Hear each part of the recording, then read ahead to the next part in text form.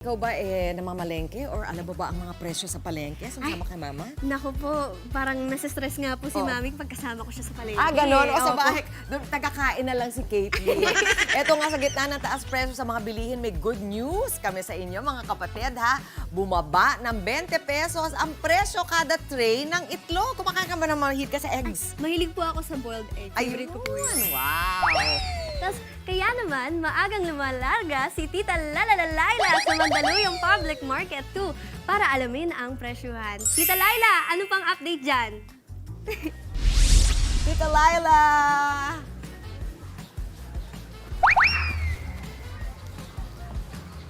Naririnig ba tayo ni Laila yan? Caitlin! Caitlin and Mami Chicky! Good morning! Good morning. Naku, tama yan sinabi nyo. Dapa!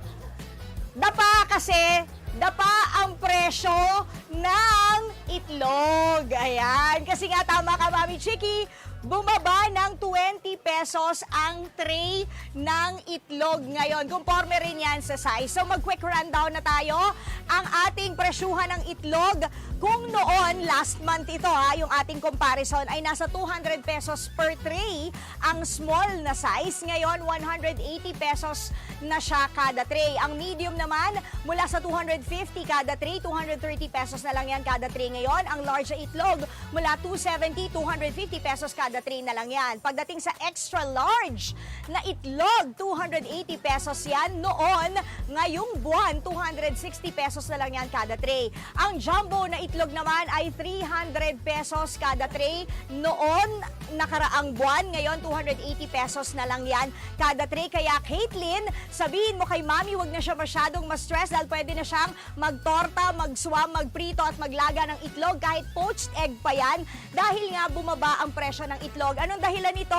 Ito ay dahil sa init ng panahon ayon sa ating mga nagtitinda dito sa Mandaluyong Public Market 2. Kasi nga naman mainit para maiwasan na mapanis o mabugok yung itlog, binebenta na nila ito sa mas mababang presyo. Pero pagdating naman dito sa mantika, ayan, na parang tayo lang, nagmamanti-mantika na tayo sa init ng panahon.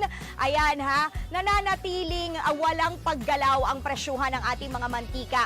Ang olive oil, 185 pesos yan, kada 250 ml. Pagdating naman sa ating canola oil, ito ay 130 pesos kada litro. Ang ating coconut oil na madalas ginagamit pamprito, 105 pesos yan, kada 100 ml. At ang palm oil naman ay nasa 100 pesos kada litro. Kausapin natin si Ate Fema Sanchez, ang may-ari ng tindahan na to, kung kamusta. Kasi nga, di ba, bumaba ang presyo ng itlog. So, kamusta po ang bentahan natin, Ate Fema? Okay naman, gawa ng mababa nga po.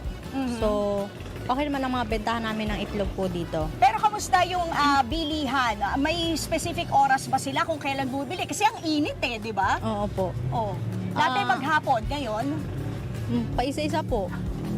Tapos, mas ano sila, umaga, hapon, o tanghali bumibili? Ang napapansin namin, siguro mga morning. Tapos paghapon, mga bandang hapon na rin, mga 5, ganyan. Ayun. Kasi gawa ng tanghali na sobrang init. Oo, so iniiwasan talaga nila yung yung pinakang kung kailan tumatama ng bongga yung ating heat index. So ayan, sige Ate Fema, maraming salamat. Pero alam mo, may isa pa akong itatanong sa iyo kasi alam mo ba, Mami Chicky and Caitlin, ipinatupad na via EO 118 o Executive Order 118 ni Pangulong Bongbong Marcos itong paglalagay ng price cap na 50 pesos sa imported rice. Pero ito ay ilang key points lang. Hindi lahat ng imported rice ay bibigyan ng cap sa 50 pesos. Ayon sa DA, ang price cap ay para lamang sa mga imported rice na may 5% na broken grains. At isang buwan yung ating pag-i-implement nitong price cap na 50 pesos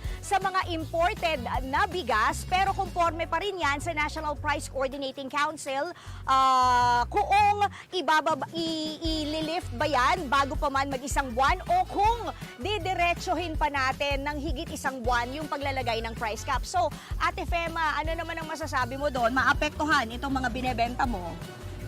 Kaya bang ibaba sa 50 pesos? Kaya naman po. Kasi medyo bumaba rin naman ang bigas ngayon. Oo. Nung mga last last na bili namin. Sa supplier? Sa mga supplier. Ah. So kaya naman po namin ibaba ng 50 pesos yung mga imported na bigas. Okay. Yun nga lang po, ang pinaka ano lang po namin is yung Coco Pandan gawa hindi ng kaya. oo, hindi po kaya gawa Kasi ng nga, iba yung presyo talaga. iba po yung presyo niya sa Okay. ibang mga imported So po. malulugi tayo kapag Opo. binaba. So hopefully hindi siya kasama doon sa sa imported rice na ikakap at 50 pesos. Thank you so much Ate Fema. O ayan ha. Ayan ang ating pinakamuli dito sa palengke. Balik muna sa inyo, Caitlin and Mami Chiki. Baka magpapabili ka ng itlog, Caitlin. Ilang tray ba ang gusto mo? Magle-leche plan tayo mamaya pagbalik ko, ha? Back to studio! Nako, Ate Laila, promise mo yan, ha? Maraming salamat po. Mga kapatid, Dimples Romana po, maging maalam at may pakialam sa mga napapanahong issue at headlines. Mag-follow na po at subscribe na sa social media pages ng News 5.